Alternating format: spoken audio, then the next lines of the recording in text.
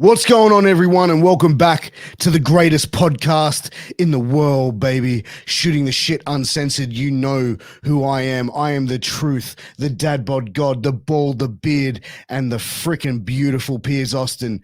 And tonight, man, we got a special one for you guys, man. Seriously, this is a returning guest. The last time I had this gentleman on this podcast, we spoke for about an hour and 40 minutes. And honestly, the conversation was absolutely insane. I genuinely enjoyed it. It was an incredible conversation. And you guys are in for an absolute treat because returning to the podcast is the one and only Philippine dream, Julio Garcia, baby. So I'm excited to have him on. But before we get into that, we're going to go and give a special shout out to our sponsor, Sleefs. That's SLEEFS, sleefs.com. Now, if you or someone you know is an athlete, you got to go and check out sleefs.com. Now, Sleefs have got all your athletic gear and wear covered, from armbands, compression pants, compression shorts, headbands, boots, and you know they've even got those dirty boxes that I'm always rocking. Now, listen, I'm an active guy. I work full time. I go to the gym nearly every day. I podcast my ass off. I've got 3 crazy kids, 1 crazy wife. Just kidding, darling.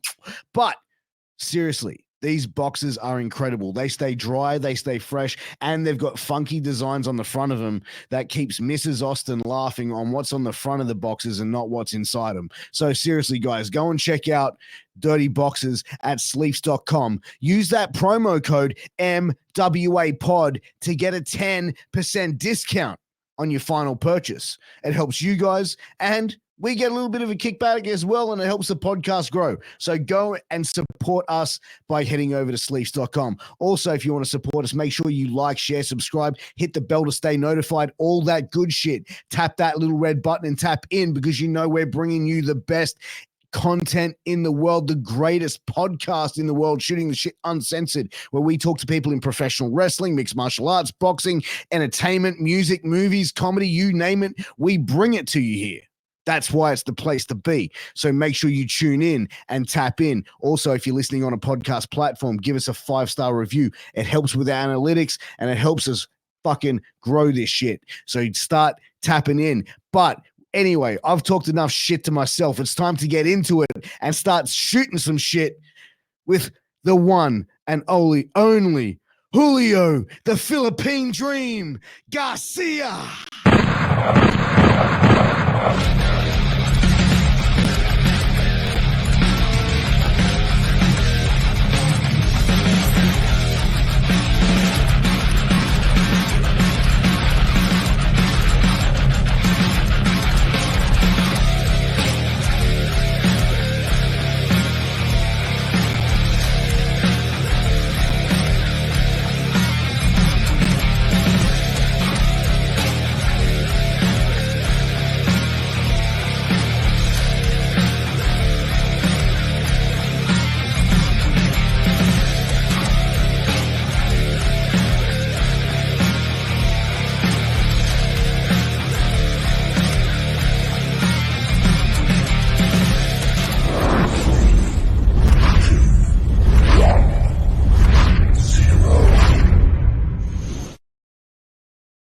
Welcome back to the greatest podcast in the world, and I am joined by one of my favorite people in the entire world, and I know I say that about everyone I have on this podcast, but this time I actually mean it. The Philippine dream, Julio Garcia. Welcome back to the show. What's going on, bro? How are you? Thanks for having me back. Hey, man, I'm excited to have you back, bro. The first time you were on, bro, it was an absolutely amazing conversation. It was great. You know, man, a lot has happened in your life since then. I'm excited to get you back on, bro, and sort of get to kick it with you another time, bro, because that, like I said, that first time, one of my favorite podcasts I've done in the last 12 months for sure.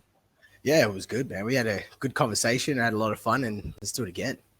Yeah, man, for real, bro, for real, man. But dude, like, you know, getting straight into it, man, like, you know, you've gone and you spent a little bit of time over in Malaysia. You got to go and do a bit of traveling as well. I did, yeah. Yeah, man. Like, how was that, bro? Like, because you were there for a while. Like, you were there for like what, a month or two?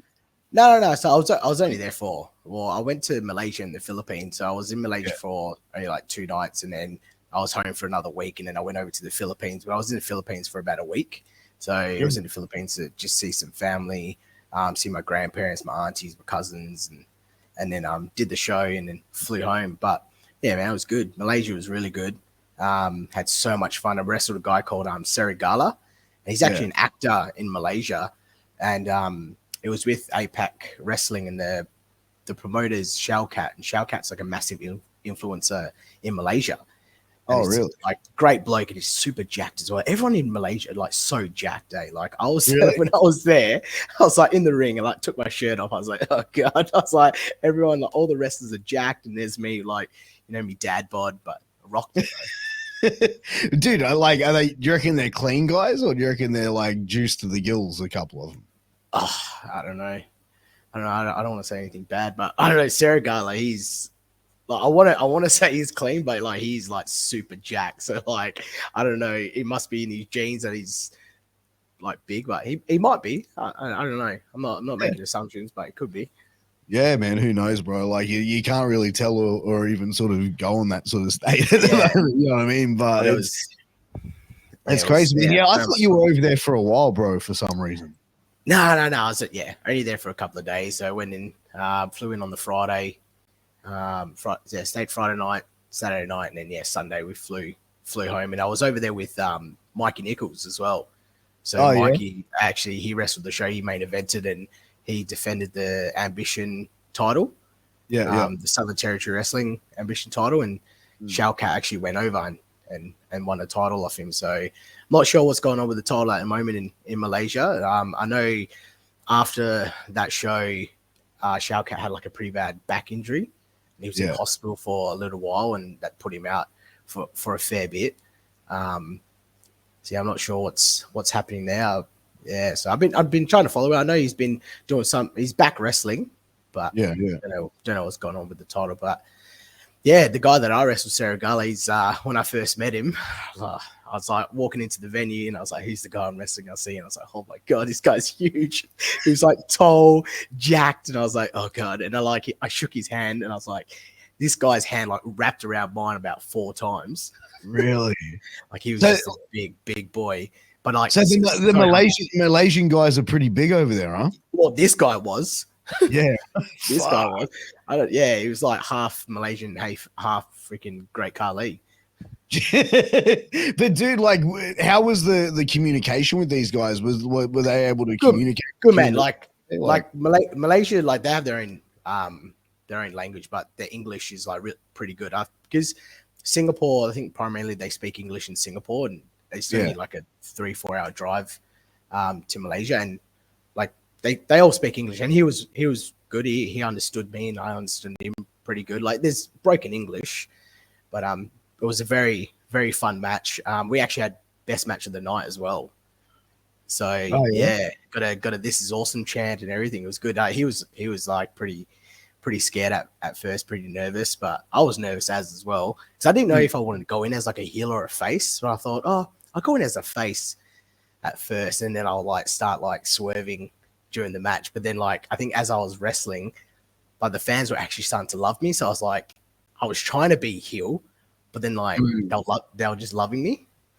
But that's a good quality to know, that when you're in that ring and you can sort of like, you can have something planned out and you can have something, feeling in that when you're feeling that moment, going, you know what, like it's time to call it audible, and like, I mean that's not going to work tonight. Yeah, that's it. And I remember when me and Serigala were going through our match, right? And I knew his finisher was a powerbomb. And I was like, I fucking hate powerbombs. So I was like trying everything and anything to like try and get out of doing the powerbomb. But like he really wanted to do it.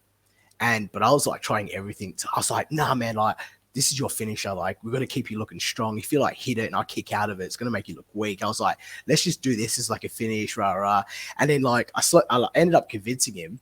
And we get in the ring and we start talking, and I could tell like his demeanor like changed. And I said to him, I was like, you want to hit your power bomb, don't you? And he's like, yeah, I do. And I was like, all right, we'll do it. We'll do the power bomb. I'll take it. Like, it's all good. And like during the promoter came up to us and he said that there's going to be a distraction, like one of the guys he was feuding with was going to come in during the match, and we did a spot where he hit his power bomb. No, we did a ref bump. Oh man, we did a ref bump, and the crowd went berserk. Like I've never heard a crowd go so berserk in my life. Really? Like they went insane just for a ref bump, because apparently they've been waiting for this ref to like get bumped forever. And he got bumped for the first time in our match, and he just went off. And I'm standing there, I was like, Jesus, these guys are like reacting amazingly. I was like, they're gonna love this next spot. And then I go for a line, he ducks it, gives me a power bomb, and then it's like he goes to pin me, and I just lay there, and obviously there's no count.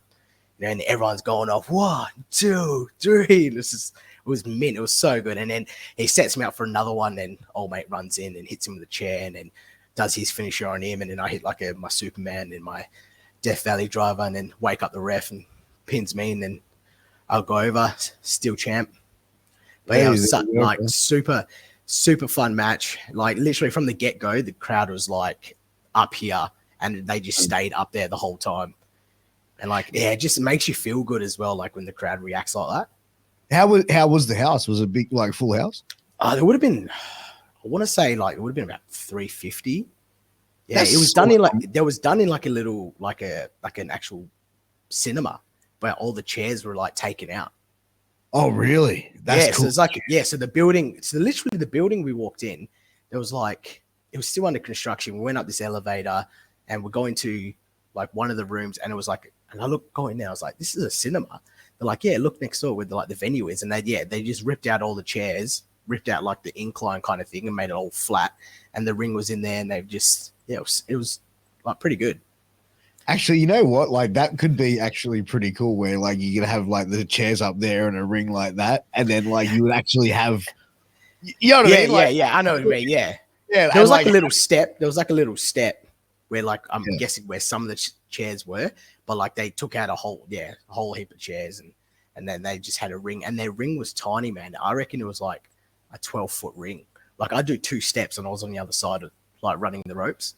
Really? I remember like me and Mikey walk into the venue, because like we get to the venue together, we get up, walk inside, look at the ring, and then all I remember Mikey saying, goes, "Fuck, that's small." And I was like, "What you looking at? You looking at me or the ring?" Hey man, it's cold. And then like the ring, man, it was tiny ring, and I was like, "Fuck, how can I make this work?" But I made it work, and like I said, we got best match of the night, which was good. So had heaps of fun, and Mikey had a really good match with Shellcat as well. So it was so hot in Malaysia, like sweating. Like man, I gotta tell you this story. So I check into my hotel, and I'm chilling in my hotel, and I'm like, I want to go to the gym. So I was there by myself. Mikey flew in later on that night. Yeah. So I was like, I want to go to the gym. So like I go on my phone. Where's the nearest gym? There was one like across the road, which was like a 7-minute walk. So I go to the gym, do my workout, and it starts pissing down with rain. I'm like sick, like literally pissing out. And you know, like if you've ever been to Asian countries, if it rains, it legit rains. And like it was like flooding, and it was puddles everywhere. And I had like only bought 1 pair of shoes, and I only had my shoes on. And like I was like, I'm not running in my shoes because I'm gonna get super wet, and I'm gonna wear these later on. So I was like, fuck, what do I do? So I walked into this convenience store, and they sold like thongs and an umbrella. So I buy the thongs, I buy the umbrella, and I'm like, sweet. And I'm standing there like undercover, and I'm like, all right, I need to figure out a time where I can run across. And literally I sit there for like an hour because it starts pissing down rain. I'm messaging my wife. I'm like, I'm just going to sleep here because this rain isn't going to stop. Anyway, so I'm like, you know what? Chuck the thongs on. I put my shoes in like a plastic bag. I'm like, I'm gonna go for it. So I start running. I'm on the pathway. There's like a full puddle, right? As I like step into the puddle, one of my thongs comes off and starts going down the stream of the puddle. So I'm like trying to run for it, but then my other thong comes off and goes a different direction. So you just like, gotta keep running straight at that point. Yeah. So the cars would have just seen this guy with an umbrella, plastic bag, running for these thongs. And I was like, you know what? Fuck this. Grab my thongs, and I just ran across the road, no shoes on, into the hotel, just saturated. And then had it. And then got back into my room and I was wet, and I was like, God damn it! It was like the worst time of my life. But the best thing is like the second I step in the puddle, the thong comes off and just starts. You just see it start going down the stream. I'm like, shit! I'm like running for it. Then my other one falls off. I'm like, oh God! Trying to run for it. And you know what? People are going to turn around and say to that like nothing good comes from going to the gym.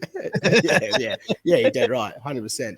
But nah, it was a good time, and had a lot of fun with Mikey, and we spent a lot of time together, and had a few beers after the show, and he had some stories to tell me, which is good as well. And yeah, it was a lot of fun, and went home for a week and went over to the Philippines, seeing the family. It was surprised my grandparents. I didn't see them for about 4 years, obviously from before COVID. Yeah, for real. And went there and seen them, seeing my family. Did the show on the Sunday for FPW, so Philo Pro Wrestling. Yeah. And it was like a TV taping, which is, I'm pretty sure it's getting released mid-September, like episode 1 on their YouTube channel. Really? That's pretty cool. So I defended my title there wrestling Chino. And we had a good match as well. Unfortunately, Chino actually got knocked out in the first 2 minutes of my match. Our match, like legit knocked out. So what happened? Why'd you stiff him for? No, well, he lent into it. Right. You got to protect yourself, remember? Yeah, right. So what happened? So we do like a spot where I go over the rope. He goes to like clothesline my legs. I jump over his arms. I turn around and I just like, he's like on the outside and I boot him. Yeah. But I connect with his chin. And then the next spot was I was supposed to go in the ring, run the ropes and do a dive on him. But this guy, Chino's on the floor, arms up, stiff, eyes rolled back. And I'm like, oh God. Fuck. So I go down, I pick him up. I'm like, yo, you okay? And he's just talking gibberish. I couldn't understand him. And I'm like, all right, lay on the apron, like with your back on it, and I'll give you a chop. And he's like, tries to like go in the ring. And I'm like, no, stay back. And then like, I give him a chop. He doesn't sell it because obviously like his head's out of like everywhere. Yeah. He's angled. And then I go to him. I'm like, do you know who I am? He's like, no. I was like, do you know who you are? He's like, no. I was like, what's your name? He goes, I don't know. I was like, shit. And I was like, we're wrestling. Do you want to keep going? He's like, yes. I was like, all right. And I'm like, all right, what do we do? And then like we start like brawling on the outside, and then he starts to like come to, and then like we do some moves on the outside, and then he throws me back in. And then like during the match, he was just like, I don't know where I am. What's the next spot? Like, and the whole match was legit on the fly. One, I was shitting myself because I thought like this guy, like he didn't even know my name. Yeah, that's scary, bro. And like he didn't want to stop either. Because I went to the ref, I was like, check if he's okay, if he needs water. The ref, she goes over to him, she comes back and she goes, yeah, he said keep going. I'm like, oh, okay. So I'm like trying to figure out in my head, one, I'm trying to make sure he's okay. And two, I'm trying to figure out what to do in our match. And then I'm trying to remember what we talked about out the back. But then like, I didn't think if he could execute it because of like what state he was in. Yeah. Some moves he did. But then we ended up having like a 15-minute match and he did like really well. And I was like super proud of him and he was happy. And then even after the match, I run out the back and I check on him straight away and he's like apologizing to me. I'm like, bro, don't apologize to me. I'm sorry. Like, I knocked you out. He's like, oh, I just wanted to give you a good match in front of your family. Like during the match, he started coming to. Yeah. Then he completely forgot like everything in our match. So literally the whole match was just on the fly. That's some scary shit, bro. Like, especially the fact when he's like, he didn't know who you are, who he was, what the fuck is going on. Because like, bro, as well, like, I mean, you're in a simulated like fight essentially. And 100%. you know what I mean? Like at any point, if he turned around and just felt like, holy shit, like, you know what I mean? Like he just starts. Yeah. And you know that's what I mean? it. Like, when you're in that state of like complete, concussed and so, you know what I mean? Like you just go haywire, you know what I mean? So yeah, 100%. That's scary, bro. I'm surprised you didn't just end it, bro. Like I wanted to end it. I kept telling the ref, I was like, let's finish it. And then she was like, no, he wants to keep going. And then like I was doing a couple of moves and I was like, don't kick out if you want, but he would kick out like he just wanted to keep going, wanted to give me a good match. Like I said, he ended up coming too. That's a But like, dedicated performer, bro. Like, yeah, honestly. man, yeah, and like I said, I super proud of him, and I was happy with the match. The match actually wasn't too bad. Like if you actually watch it back, like you can tell that he was a bit groggy and stuff like that. But you like unless you know like what happened or what's going on, like then you can sort of tell. You know what I mean? Like when you like I get sometimes when you're a fan, you don't really know there's something wrong with a wrestler, but when you're a wrestler, you know. Do you know what I mean? Like, does that make sense? Yeah, 100%. You kind of like, you know what I mean? Like, you kind of can get it when, yeah, I mean, like, but I feel like as a fan, it's like, well, that's the whole thing. What wrestling is, it's an illusion of you pretending that you're hurt. Well, that's it. Like a fan could be like, oh, he's selling. Like a fan could be like, he's selling, but like someone at the back could be like, yeah, this guy's knocked out. This guy's Yeah, like, 100%. Like, yeah. And like what scared me the most was like when I looked down and I see his arms stiff as eyes rolled back, and I'm like, oh god. And like I said, literally the first 2 minutes of our match, and the crowd was like reacting like really good as well. And I thought, yeah, we're gonna have a good match here. And we had like sick stuff like planned. And then like it didn't go out the door kind of thing. Like we still did certain things that we planned at the back that he kind of remembered. yeah. But like I still like I can't watch the clip of like it happening because it's like, and I tell him all the time, I'm like, I feel so bad at what I did.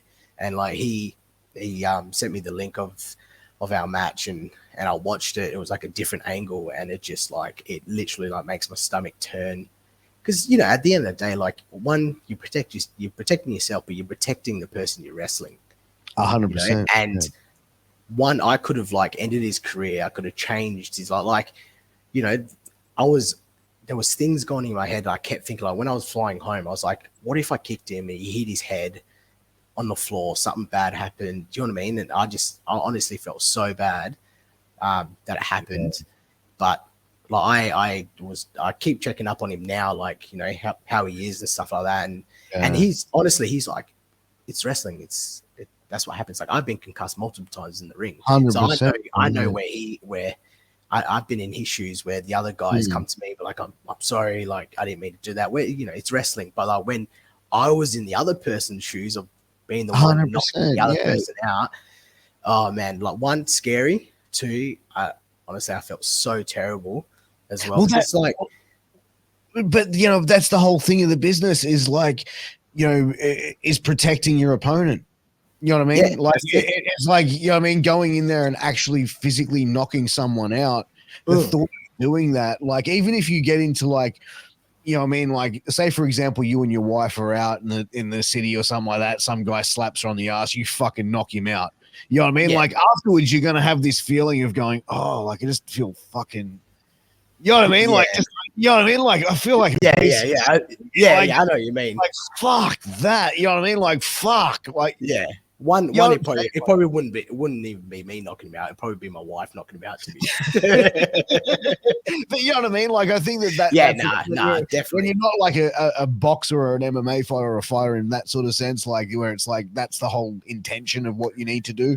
But 100%. Like for a general person or even a professional wrestler to actually physically hurt someone and be like, man, like that's, you know. Oh, and like I said, like that looking down and watching his eyes rolled back and his arms stiff as, and I was like, I've just knocked out someone. And that was his first, like, that was the first time ever in his life he's been knocked out as well. Oh, wow. Like, first concussion. And I remember, like, messaging him the next day, and he's at work. And I feel bad because, you know, people in the Philippines, like, they want to work so they can make money because, you know, it's a third world country. And, you know, he was at work, and I messaged him. I was like, hey, man, like, sorry what happened last night. Like, I'm hoping you're okay.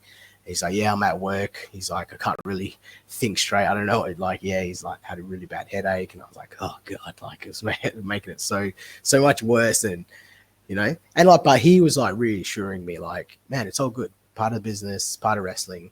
100%. Yeah, he's right, like, bro. He's right. Yeah, it is. But, you know, until you're like in that situation of actually knocking someone out.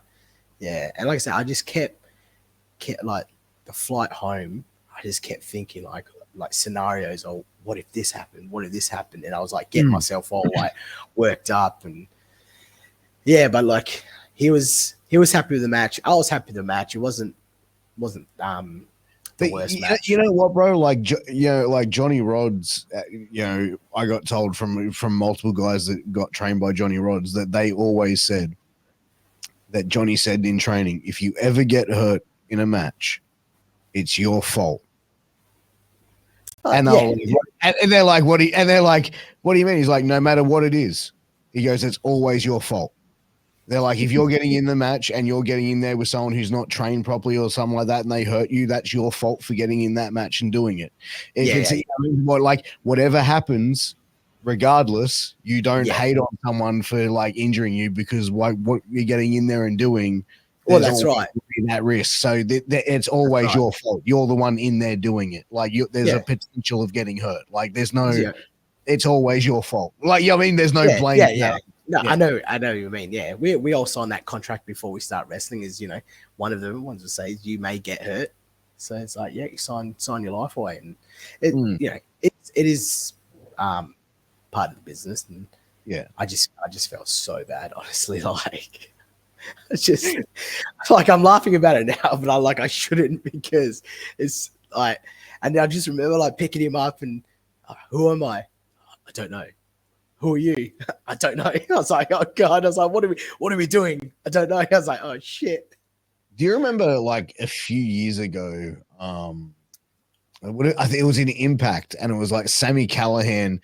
There was a spot where like they had a chair over Eddie Edwards's face or something like that, and the bat was to come down and it was to hit the chair, but like something happened and the bat slipped or something like that, and it just went boof, and it's just gone full impact like a baseball bat straight down the middle of his face. Yeah. Like, you know what I mean? Like, that's the thing. It was like accidents, like it wasn't an intentional thing. Like, you could see what the setup of the thing was, and it was just like a freak thing that happened. And it's part of business, mate. Yeah, but it's a contact sport as well. Like, you know what I mean? Like, I was watching a rugby league match the other night, and the guy got a broken leg. And it's like, it's just like when people say, "Oh, wrestling's fake." It's like, yeah, in some concept it is, but you still get injured, and you can get injured really bad. Yeah, shit goes wrong. You know what I mean? Like I can't remember his name. The guy from AEW that did that.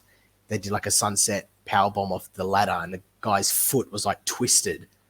It was like a tag ladder match. Yeah, and like he did the sunset bomb, and it was like off the top of the ladder onto some tables, but obviously he landed weird, and then all you see is leg go up, and his foot's done like a full like 360. Like it's just that's what that's what happens. That's what happens. It's just wrestling is like unpredictable. Dude, that's like, dude, like fuck that, just seeing that, like some like did you ever see the clip from WCW with is it Sid Vicious? Sid Vicious, Psycho Sid. Yeah, when he snaps his leg in half. It's like even when like when Orton, I remember when he broke his collarbone as well. I think he had a match with Triple H, and Triple H threw him over the top rope and he broke his collarbone. Pretty sure he broke his collarbone.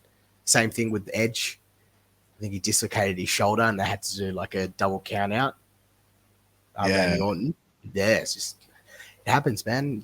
Accidents happen, and it's just like anyway, like you said, like you could play a game of footy or play a game of freaking tennis, and you could break your leg from standing wrong, or just it is what it is.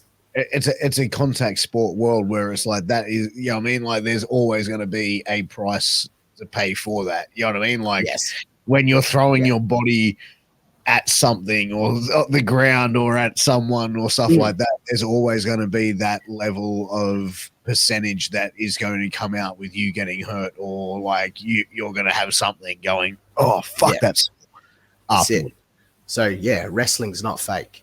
I don't think it is, man. I definitely don't think it is, bro. Like I feel like that's probably one of the most offensive things. Like, dude, I worked on an MMA show in Canberra a few months ago, and someone from the combat sports world, like a very respected guy from the combat sports world in Australia, came up to me and he said, "Hey, so I know you come from the wrestling world, Piers. Is that right?" And I went, "Yeah, I do." And he goes, "Mate, between you and I, what do you prefer? What do you think's better? That stuff or here?" And I went, "Oh, I think it's, completely different, blah, blah, blah." And he goes, "Oh, mate, let me tell you about the wrestling stuff, mate." And I looked at him and I was going, because like in the combat sports world, it's kind of like there's a few people that don't really think too kindly of wrestling.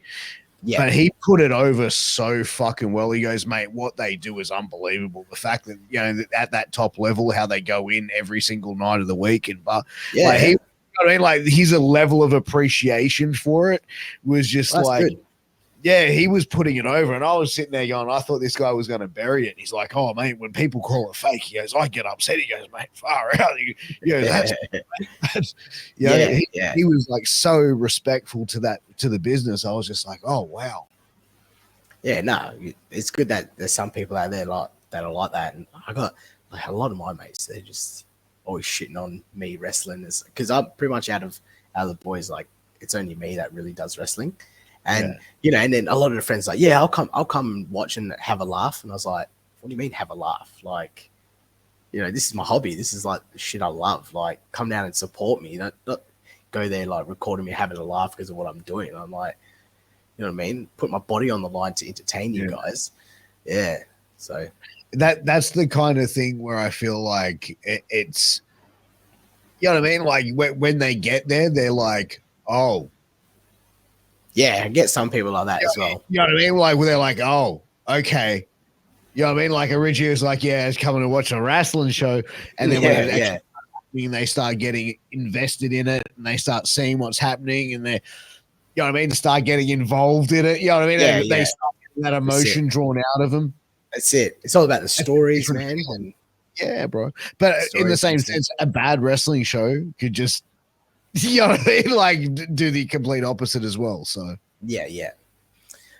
So, but like I said, this wrestling is pretty much my life, man. Like it's changed my life as well. So I've been doing it, 10 years, and there's no stopping me now until my body tells me to stop. Even when my body tells me to stop, I'll probably keep going. So, dude, like, as far because you got 3 kids, man, I got 3 kids as well. Right? I think our kids are around about the same age, like give or take. So I got a 7-year-old daughter, 4-year-old son. He actually turns 5 on Thursday, and a 1-year-old boy as well. Okay, yeah. So mine's 7, 5, and 2. So any of your kids into wrestling? Like they're into it? They get excited for it? Mateo, my eldest boy, he loves it. Like we'll sit on the couch all day, watch wrestling. He loves it. He's for some reason I'm not his favorite wrestler.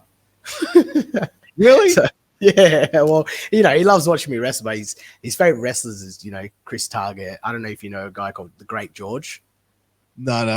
The Great George. The Pulse. He absolutely loves the Pulse. So Jared Slate and Felix Young.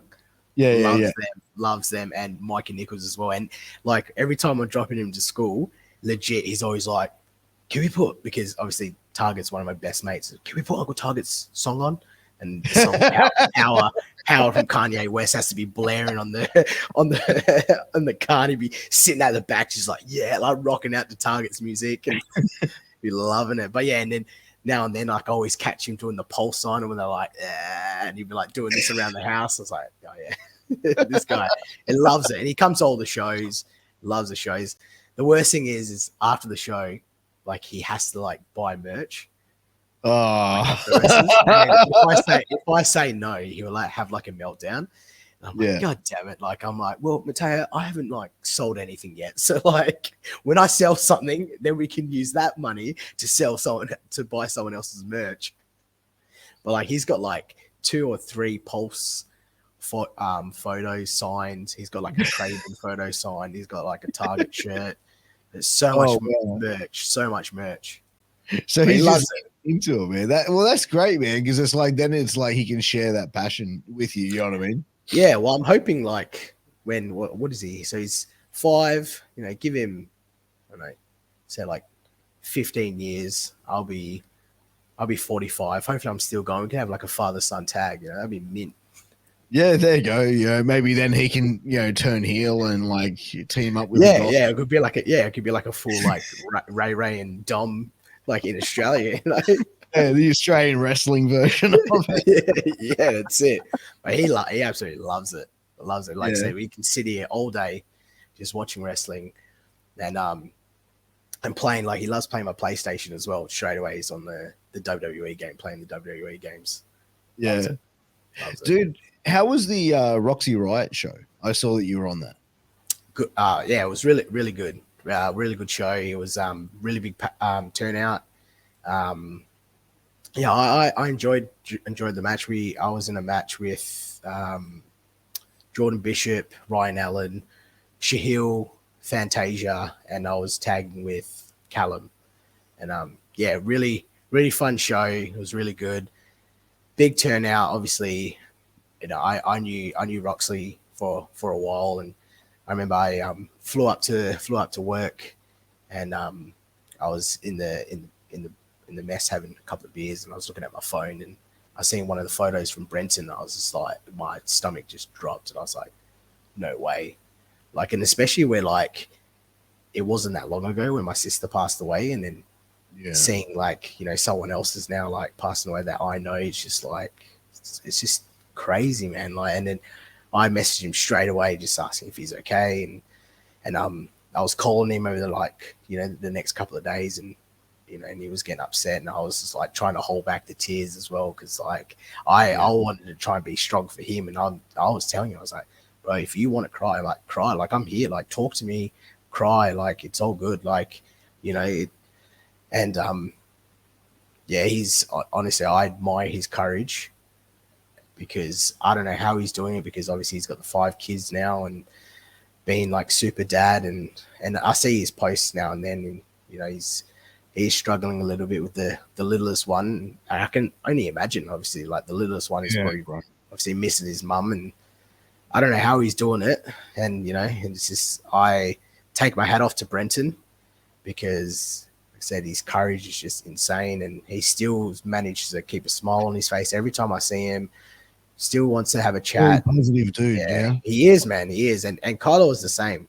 Very positive woman, and she did have a massive impact in women wrestling, Australian women wrestling, and lovely lady.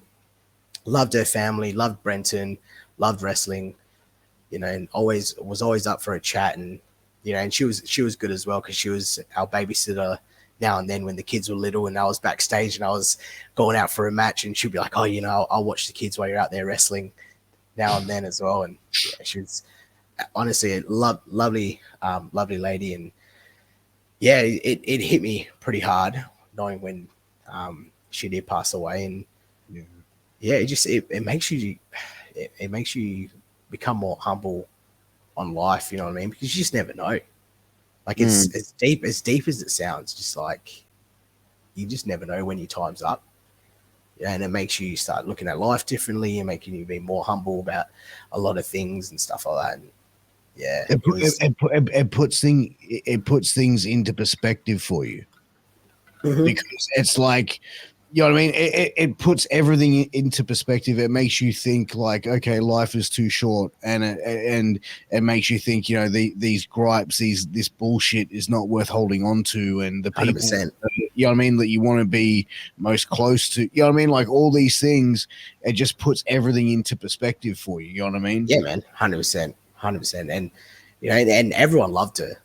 Everyone loved her, and you can see the turnout that we had at the Roxy show, and everyone put on a good match.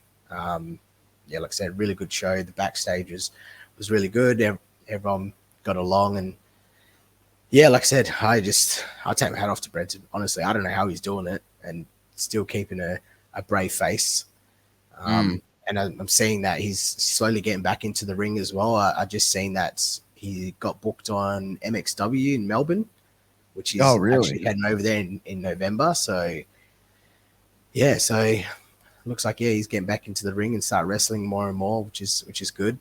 And I love Brenton too. He's got a heart of gold.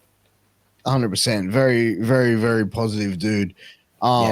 It's interesting because like that event was like, he sent me like a bunch of the matches to check out, and I started watching them, and it was like, man, what an event! Like the crowd was so hot, the show looked amazing, the production was incredible for it. Yeah, it was good. On such a positive, such a good level. Yeah, it was really good. I enjoyed the night. I had lots of fun in our match as well, and yeah, I don't know if you watched our match. Did you watch our match at all? Or? No, I haven't got to it yet. I think you got to hit up Brenton. You got to hit up Brenton.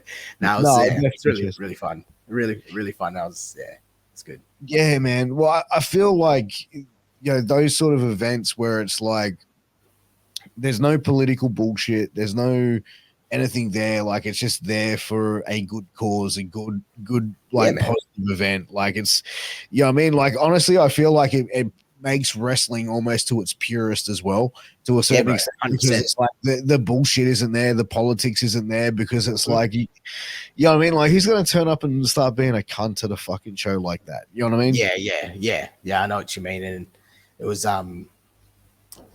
it was really good, and like I said, everyone got along backstage, and there was no problem, and it was good. Yeah. I mean, have you seen like places where they're like not everyone does get along backstage? Like things do get sort of a bit uncomfortable. Yeah, man. I seen I'm not going to mention any names, but I was backstage in one of the wrestling shows, and I was in the locker room and I was putting my stuff away, and these two guys started having an argument, and I was only like still green. I was probably like 5 matches in. I put my stuff away and they start arguing, and I'm like, these guys being for real?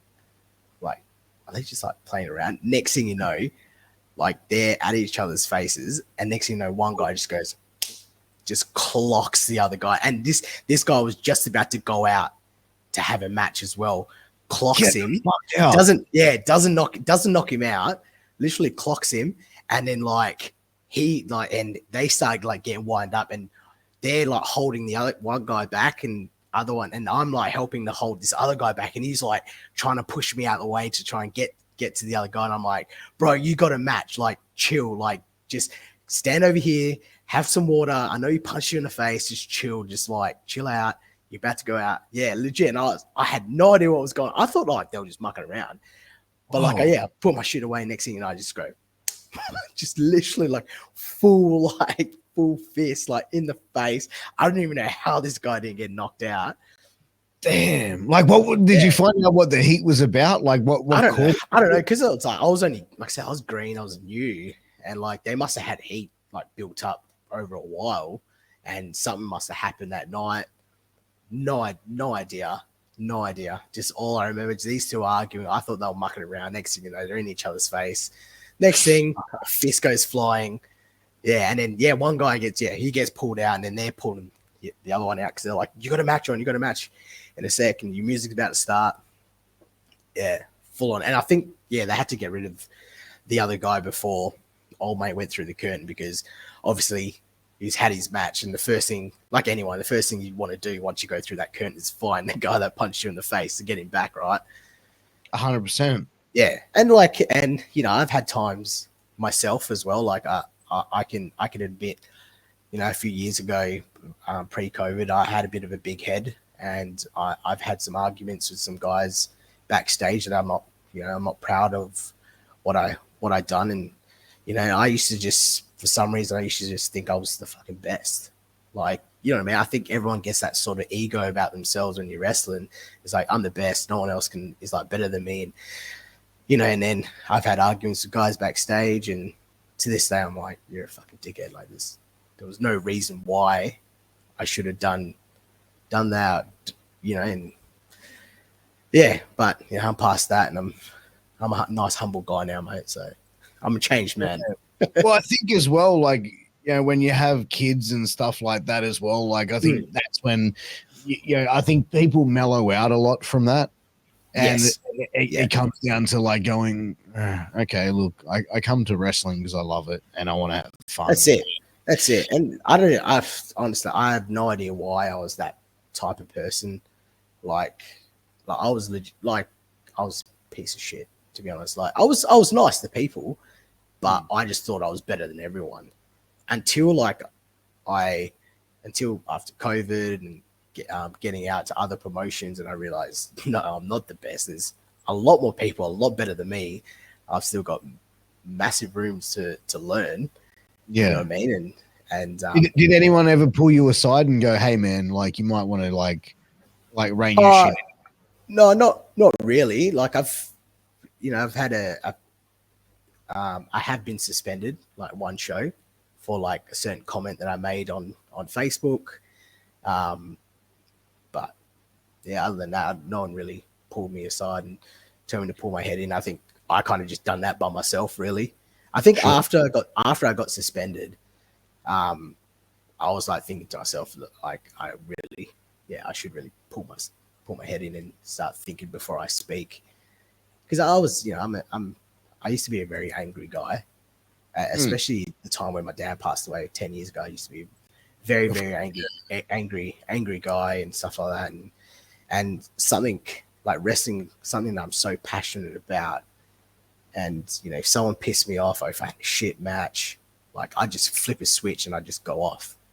Do you know what I mean? I'm surprised like I didn't get cancelled backstage, or I didn't get suspended earlier. But yeah, I made a comment on Facebook. I can't even remember what it was. I made a comment about something. It was that. Do you remember that page? Like, do you remember that page? No, do you remember that page that what would Gorilla Monsoon do? That wrestling page. Yeah. Someone posted something on there, and I talked shit, and I made a comment, and then everyone jumped on it, and it must have got promoted at the time, and then I got suspended one show. And then I remember was it a hateful comment? Like, was it against someone's like it was like, I think it was I think it was like I think someone posted a photo with a wrestler, but I remember this same guy talk shit about this wrestler like a while back. Like, well, this certain guy used to talk shit about everyone. So if he didn't like it, he just talk shit about you on this page. And then he took a photo with him, and then I remember writing along the lines is, "Oh, funny how you're taking a photo with this guy where you were talking shit about them like 2 weeks ago or something." And then that comment just blew up. Like, it's something that's like me just being smart. That doesn't even seem like anything. Yeah. And it blew up. Yeah. And I got suspended one show, and and then I being the bigger man, I went to the show that I got suspended on, and I stood in front of everyone, all the wrestlers, and I apologized. I individually apologized to the promoter, to some of the wrestlers that were part of on that feed that commented on it, and people that were part of the show, and I shook everyone's hand, and I said, yes, I know that I'm suspended today. I'm not allowed out the show, but I thought I'd come here to apologize to everyone, and I know what I did was wrong. And so, and then from there, like I said, I'm a change man, mate. Mate, I feel like you've grown since then, bro. Like, 100%. I mean, at the end of the day, it's like you're arguing with a fan, right? Yeah.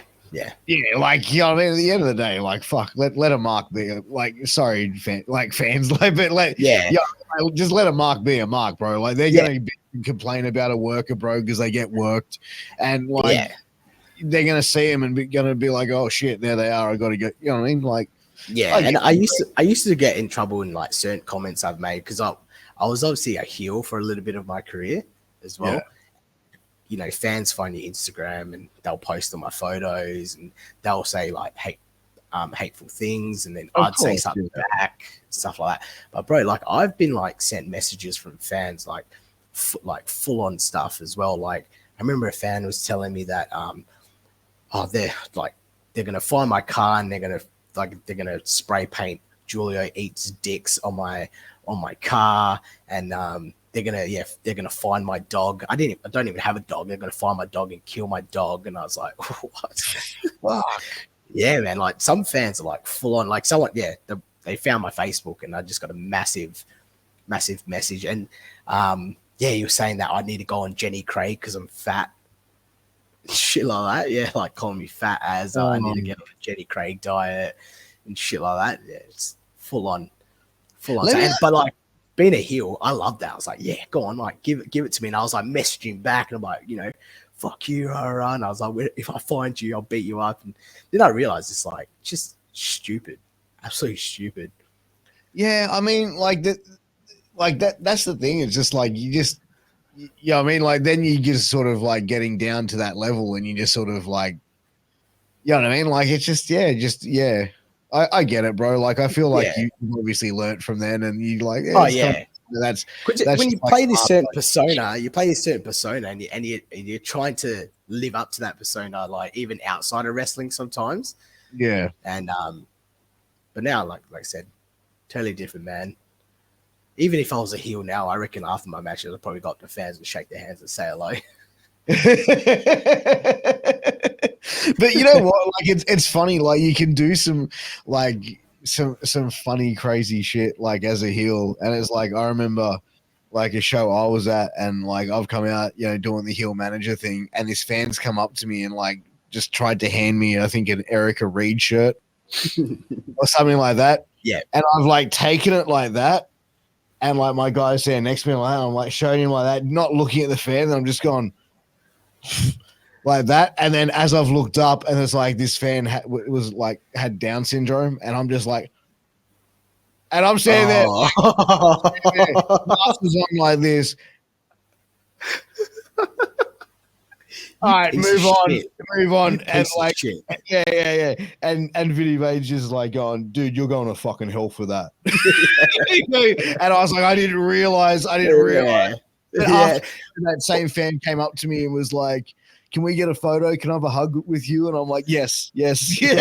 But like when you're in that moment, like you're trying to stay that sort of persona that you're, in the ring, outside the ring. And like I said, like when I was getting those messages from fans, I'm like, oh, it's my wrestling page. So, this is my real page, so I can just be like who I am in the ring and reply to him however I want. And obviously some comments were a bit too far as well. And obviously we'll get told to the promoter at the time. And I would get a bit of a tune up. So I, just watch with some of your comments that you make, Yeah, like I get as well. Like you can get overexcited and stuff. Like Oh, at some yeah, 100%. at some points. But let me ask you this, right? Like one of the things, like that we've sort of started to see is like fans being checked for certain things that they say in the audience and chants and stuff like that. What's your feeling like on fans when they go to a show and they may chant something that say, or they may yell something out which is a little bit unsavory? Like let's say it's an 18 plus show, there's no kids there, so everyone there, we're all adults. Yeah. You know what I mean? Like they yell something out, okay, it's a little unsavory. Yeah. You know what I mean? Like, you know what I mean? Like, it's a hard one. It's a hard one because it's like an 18 plus show. Like you sort of, especially when there's like, if there's drinking involved, you're sort of going to expect certain comments. But I guess like if it was like a racial slur, then like probably that's where I'd draw the line. Yeah. Like something but like you think someone at an 18 plus show, you think they're smart enough not to go as far as that, especially like this day and age where like a lot of people are sensitive and you get cancelled pretty quick. So like it's racial slur probably like where I'd draw the line. Anything else, like if you swear, like if you look at a wrestler like fuck you, or call them the C word, fair enough, you're at an 18 plus show, but like if you're at a family show, I reckon swearing is, but the thing is you go to a family show, the ones that swear the most are kids anyway. 100%. Like they're the ones really into it. But like I said, like I feel like for the most part, like the whole thing of the business had always been, you tell fans, come to the shows, yell, scream, say what you want. Yeah. Don't fucking touch the wrestlers. Yes. You know what I mean? That's number one rule. Number one rule is never touch wrestlers. Yeah. Scream, chant, cheer, boo, whatever it is that you want to do, you can do. Yeah. You know what I mean? Drink, have a good time. Just don't put your hands on the wrestlers or people working in the venue or whatever. Because like I don't really know if this is an actual rule, but like I've heard someone has told me that if a fan especially if they're 18 plus, gets in the ring, it's a fair game. If you want to beat the shit out of him, you can. Like, have I told you the story? I went to Queensland. I did a Australia Day show, and I wrestled Zuzu, the muscle clown. Do you know Zuzu? I wrestled him, right? And I'm doing a promo. I'm doing a promo, and I'm looking at the crowd doing a promo. Next thing you know, the ring starts bouncing. I was like, what the fuck's going on? I turn around, and Zuzu is putting the boots to this guy.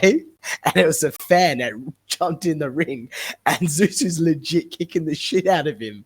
Oh, and I'm like, what? And I'm like, oh, what is going on? And then like the ref, I'm pretty sure the ref got in there, and they're like dragging him out because this guy was drunk as. Yeah. And obviously, I think if I was in the ring and a fan came in and I felt like I was in danger in some sort of way, I'd probably do the same. Do you know what I mean? Like, yeah. So like, but yeah, I remember just turning around and seeing this guy get his head kicked in. I was like, oh God. And then like get dragged out of the ring and pulled off. But you see videos like WWE, like that video of Triple H tackling that fan that got in the ring, and El Hebner and someone else was kicking the guy in the head. You know what I mean? Oh, Triple H was just like straight. Yeah. Like he took a move, absolutely didn't, just no sold it because the fan jumped in. He just got straight back up and tackled him down. Like, I think that's like a rule, like with fans, like if you jump in the ring, like you're going to, like, especially it depends on who's in the ring. You're going to get hurt. So dude, I was ring announcing a show at this Mexican restaurant once. Yeah. Right. It was a lucha show. Yeah. And, there was a tag team match, right? So every wrestler on the show was wearing a mask. That was the prerequisite. So this tag team match, big dudes in the ring. Next thing you know, this kid who's probably about 3, just like out of nowhere jumps up and slides in the ring. And like, right, Robbie Zuko was there. Robbie Zuko was one of the guys in the ring. And he's turned around. And like, as I've seen the kid, I've gone running over and I've like yelled out, Zuko, like to get his attention because the kid's just standing there. And I was like, and Zuko's, because he was the closest, he's turned, seen this kid just gone. The kid's like, Zuko's like, puts his hands out. The kid goes up, like gives Zuko a hug. Zuko hands him over to me. I take him. And the parents are just like, yeah. It was one of the things that was like, that to me was one of the most funniest / like innocent things I've ever seen at a wrestling show ever. Did the crowd pop as well? Huge. Yeah, huge. They love that sort of stuff. Yeah. Huge. Yeah. But if it was an adult, do you reckon Zuko would have beat his head in or what? Yeah, Zuko would have knocked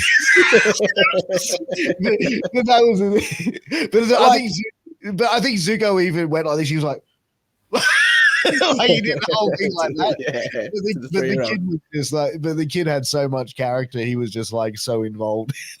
Like some fans, like who kids are, they can make you laugh as well with some of the things they shout out to the wrestlers as well. So good. Like you think yourself, like, man, if you were in the ring, and you were doing a promo and a fan comes in, what do you reckon you'd do? Like if a drunk fan comes in? Oh, dude. I'd probably make a joke out of it and go, come on, Dad. What if he starts running at you? Oh, it's on. Yeah. Like at that point, bro, what am I gonna do? Fucking like just run away from him, bro? Just run around in a fucking circle? Like, no, like, dude, like, fuck. Pretty much that's a bitch move, bro. Like, you just at that point, you just gotta go. You fucked. All right, you're running at me. Yeah, that's it. I'm gonna try and fight you off until someone out, like, you know, till I can either knock you out or like someone can separate the shit. And that's why I reckon that's that number one rule. Like, if a fan, they're over 18, fan jumps in the ring, be ready to get your head kicked in because that's. But bro, I like in the same sense, like you got to think like if someone's going to go and jump in the ring, like, and do that shit, like you got to question like their mental stability and like, you know what I mean? The fact that their comprehension that they shouldn't do that. Yeah. I know You know what you what I mean? mean. There's people that are out there just to like they have one too many beers and they want to pop their friends and go, hey, go watch this. I'm gonna, and they think that they're a tough guy and they want to show what they're capable of. We had it happen recently here in New South Wales, and the guy got choked out. Yeah, bro, he got choked out and fucking stomped down, bro, big time. What? So he obviously tried to get into the ring. No, the guy got into the ring and one of the guys put him in a guillotine and fucking choked his ass out, bro. Like, yeah. But that's a scary thing as well, bro. Like, is this like, imagine if you don't really know how submissions and how things work and you hold on a bit too tight, bro. Like, 100%. That's why fans just stay out of the fucking ring. That's Don't it. go That's, cheer. that's Have it. a good Let the wrestlers do the work. 100%. Let I the boys, I let even the remember. boys and girls and people in the business who have been trained to do That's it. Do it. I even remember, like, after a show, there was like I was at a show that served beers. There was a couple of guys in the crowd. They were a bit rowdy the whole night, and after the show, they got past the guardrails and they were like grabbing weapons from under the ring, and they got in the ring and started hitting each other. Like in the ring, man. Yeah. And then like they got told to get out and like they wouldn't listen. And they ended up like one of the guys, what was his name? I can't remember his name. But he had glasses. Yeah. And yeah, one of the guys, like they told him, get out of the ring now because like we need to pack up. You guys are like being stupid now. And I remember he made a comment like, oh yeah, we're just leaving you fucking 4 eyes or something like that. And I was like, fuck's sake, like just fans just I don't know, just some people just want to take the piss and just let us do the work. But all I remember, I was like packing chairs and there's two randoms in the ring. One had the garbage can and was like hitting his mate over the head with it. And I was like, oh my God. I've seen shit like that happen at some shows as well. Like fans have gone to get in the ring and like I've seen one worker just slid in there and like just stood ground and was like, yeah. Well, like he was the one who didn't say. Like I was actually having a conversation with this worker. We're like, yeah, blah blah blah, and next, he just took off, boom, stood in the ring. He just looked at these guys, going, "What do you want to do?" And I'm just like, "Holy fuck!" Pop off like shit. I get like massive anxiety when my boy, like when Mateo wants to get in the ring. Like even if he's standing in the middle of the ring and he's not doing anything, like when he, some people get in that moment, I'm in the ring, let me try and do something, and I just get mad anxiety, especially when kids get in the ring as well. I'm just like, oh God, like get out, like someone's gonna get hurt or something's gonna happen. Yeah, dude, like I've been on shows where like they get people in the ring and like they get the rest get all the kids get in the ring, and I just sit there and go, oh, it's so fucking like carny. That's what happened when I was a kid. I reckon I was about 12. My younger brother was 9. Yeah. And we went to a wrestling show where after the show, fans and kids could go into the ring. Yeah. So me and my brother get into the ring. I'll never forget this. And my younger brother sits on the top turnbuckle. He's 9, right? Yeah. And I'm like, Ric Flair off the top rope. Just throw him off. Legit throw him off. I'll never ever forget that day. He was just sitting there. How was the bump? Amazing. Really? Complete factor, right? Legit, like I full front flipped. I all I remember is Ric Flair from the top and just threw him off. Oh, dude, that is some wild shit.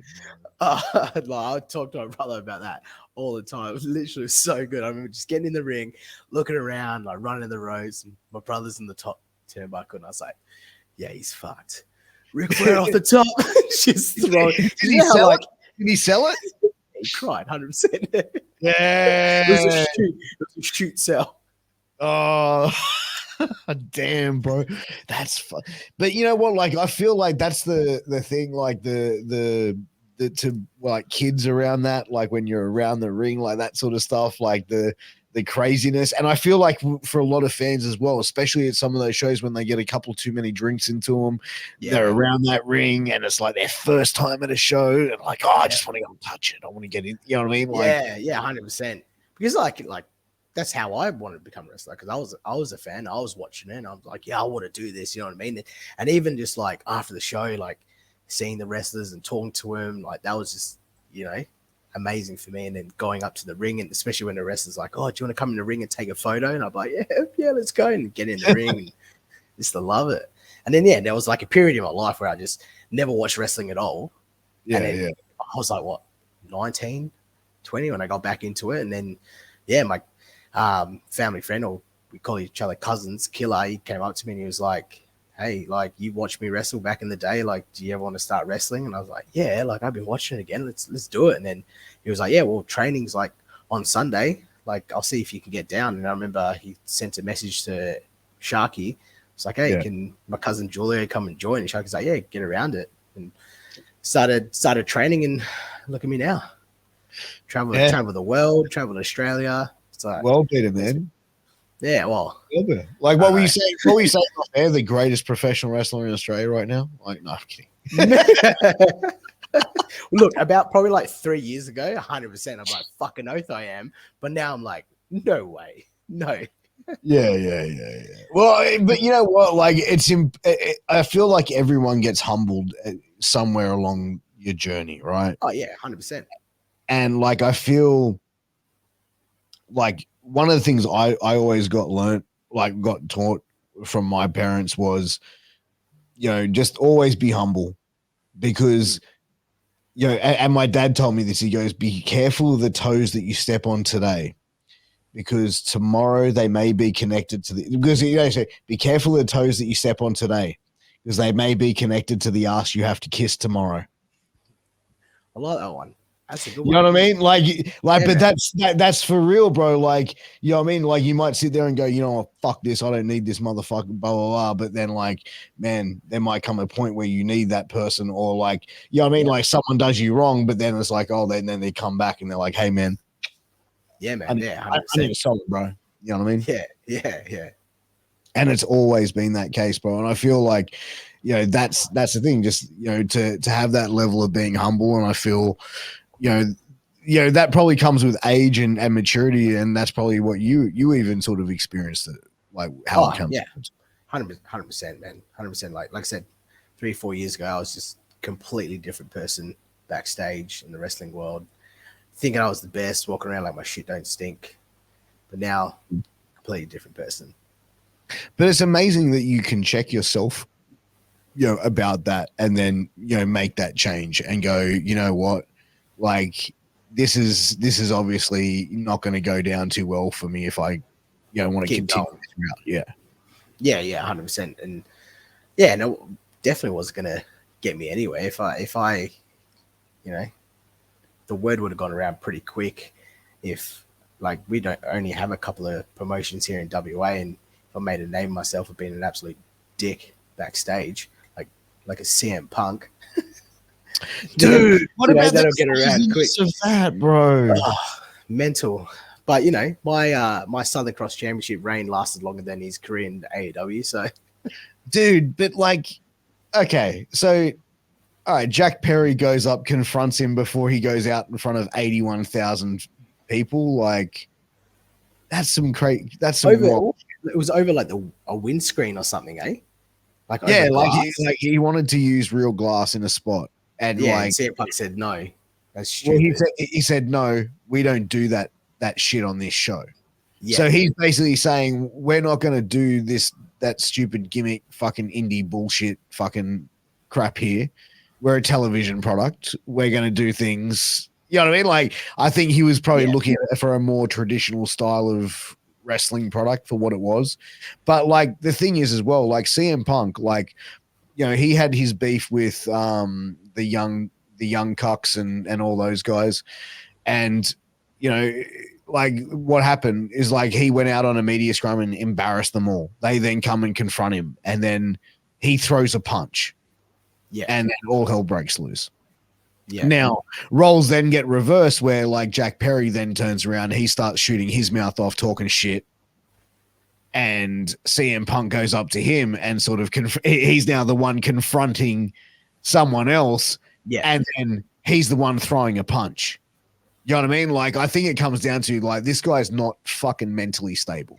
Nah. Or he's like No. just doesn't give a shit to the level of the point where he's like, and like, you know what I mean? Like, he's been around a long time. Like, He's he'd just look old at someone school. like he'd be looking at someone like Tony Khan going, I can like fucking, you know what I mean? Like, just Yeah. drag, you know what I mean? Like, fucking reel this fucker in. And then Yeah, like dealing with the level of like everything else, like he could be have just worked everyone into just wanting to get the fuck out of there, and that this is the way he's done it. 100%. But, like, you know what I mean? Like, he's known for like every place he's gone to being a fucking Dick. yeah, like, you know what I mean? Yeah. Like, I love CM Punk. Look, I'm not shitting on it. I love CM Punk, but you know, you don't want that backstage. dude, I had a contact to try and get him on the podcast, and it was like, Oh, imagine. I asked, and the response was, I don't want to do this fucking Aussies podcast. Really? Yeah, it was something like that. Like, dude, I didn't give a shit. I was just like, He's lost. He's I, lost. I was just like, oh, whatever. Like, you know what I mean? Like, I've never, like, I just thought, oh, whatever. But yeah, that was the cool. He misses out on all the clout you would have gave him. 100%, bro. I would have got him a Fuck that guy. I would have got, Fuck yeah, that bro. Who did he ever interview? If he's watching it now, fuck you, CM Punk. You missed out. Now I'm replacing you. Yeah, go get on Chris Van Vliet, bitch.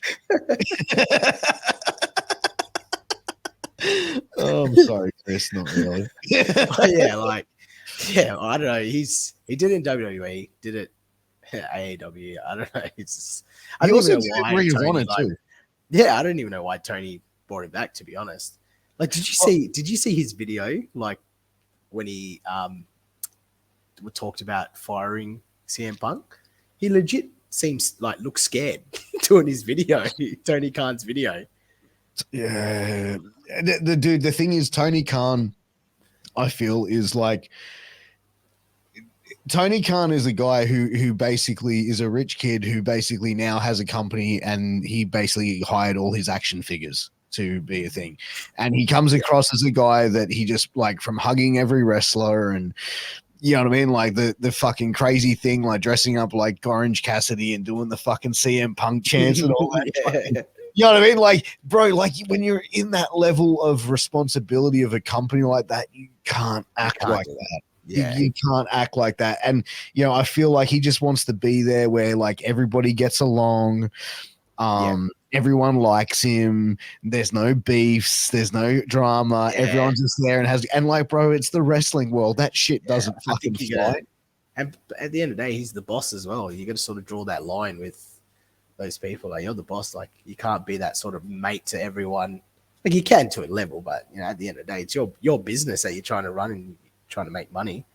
But dude, could you imagine if Vince McMahon like fucking started hugging like I don't know like LA Knight you know when he gets signed to WWE or someone like he's just hugging Cody Rhodes.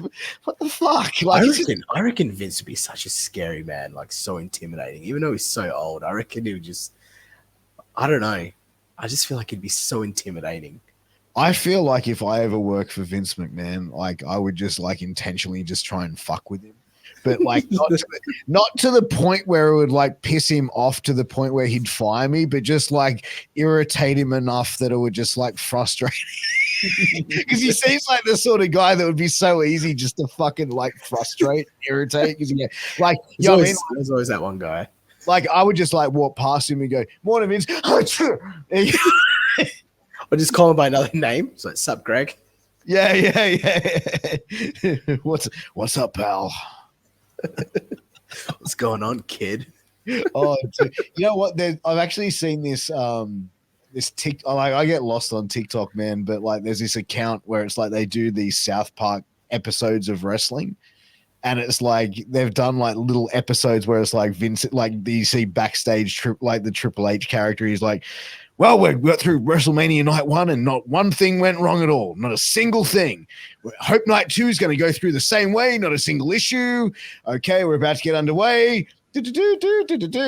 Ah, fuck, it's Vince. This is so, and Vince is like, "Hey, pal, so I'm thinking tomorrow we fire 90% of the roster. What do you think?" What's this account? I'm going to watch it. Send it to me later. Send it to me. I'll send it to you, but it's like, dude, I sit there and we'll go through hours of just rewatching some of this shit that's on there, bro. Like, it's so fucking funny. Yeah, I gotta watch it.